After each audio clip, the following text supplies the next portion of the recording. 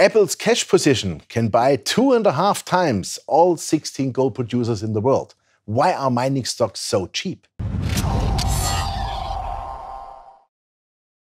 Ronnie, welcome again. Let's talk about mining stocks finally.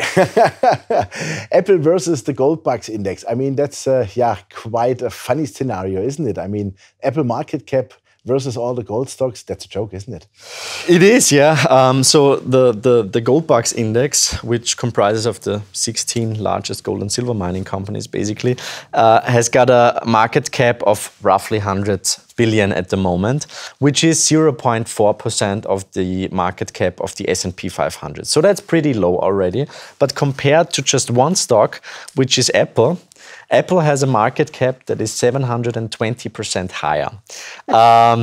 But we did a bit more in the last report. We had a look at their cash hoard. Apple is holding massive amounts of cash on a balance sheet. 250 billion or something. They right? could buy the entire gold bucks index 2.5 times, or they could alternatively buy 6,500 tons of gold, which would make them the second largest holder of gold. So this already shows how ridiculously cheap mining stocks are at the moment. But they should buy the gold definitely, because then it would go through the roof. Let's talk about historic bear markets. I mean, we saw the last years, it was, as you pointed it out earlier, a real nightmare in those stock markets, in mining stock markets. What does it look like here? I assume the red line is the actual one, right? Well, it was the longest lasting bear market with the most significant drawdown, and that already says a lot. We have seen the worst 5- and 10-year rolling performance since 90 years. We have seen, based on the price-book ratio, it was the lowest level in 40 years. So beginning of 2016, from my point of view, was the bottom of this bear market. And it's been a brutal bear market, as we know. But as I always say, the bear market is the foundation for the next bull market. Mm-hmm. Yeah, definitely. And I think in 2016, we saw a little bit of a sign of a bull market. I think that's this red line here, right? Exactly. This shows historical bull markets in the BGMI. That's a Barron's Gold Mining Index, which has the longest history. And it shows that the current bull market, if we can call it a bull market, and from my point of view, we're in a very, very early stage of a bull market, not only in terms of the length, but also in terms of the performance. It's very, very small yet. And normally at the end of every bull market, you see this mania phase, this stellar performances, and we are far away from that. And that basically confirms my assumption that we're in gold, and especially in the mining stocks, in a very, very early stage of a bull market. Okay. And also, I think which supports a little bit your thesis that we are in an early bull market is that the free cash flows of the WHOI companies are really going up and growing. Right? And I mean, that's always a good sign if companies make good cash flows. I was really wondering about those numbers, and I double-checked them.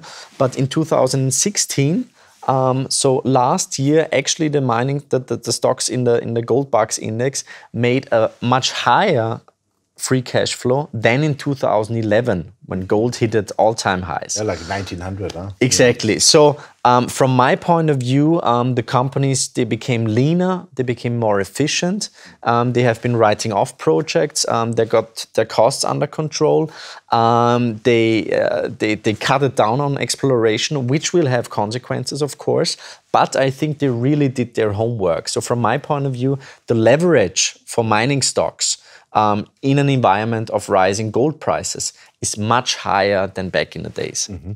So if you would summarize this whole thing about mining stocks, why is it the case now? What let's say are the main 2-3 arguments for you?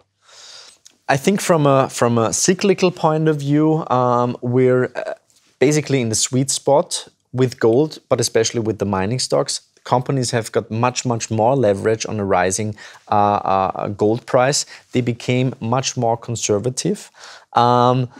I think that when it comes to political risk, one really has to be cautious.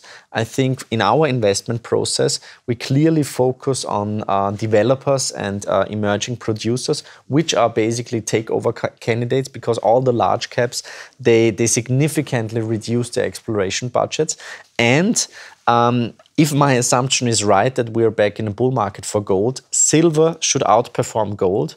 And that's why I'm really confident regarding silver mining stocks. Of course, and this makes me even more confident, those are sectors that nobody really cares at the moment. Everybody is only interested in Facebook, Amazon, Tesla, and whatever. Nobody really cares about the mining stocks. And that's a pretty good confirmation from my point of view. So it's a good contraindicator to watch very carefully mining stocks. Exactly. Like you do with your fund. Exactly. Great. Then, Ronny, thank you very much. Thank you. And all the best for that. And keep it going, I would say. Thanks. Yeah, ladies and gentlemen, there was Ronald Stöferle from Incrementum AG in Liechtenstein. And you heard it, time to have a look on mining stocks, as they do with their fund since years very successfully. But the lights are, have turned into green to have a look onto mining stocks. And the valuations are really low still. And as you have seen with the comparison with Apple even is 8 times the whole gold producer market. That is crazy, but it is as it is. I'm your host, Jochen Steiger, Commodity TV in partnership with Dukascopy TV. Thanks for watching us. Bye-bye from Geneva.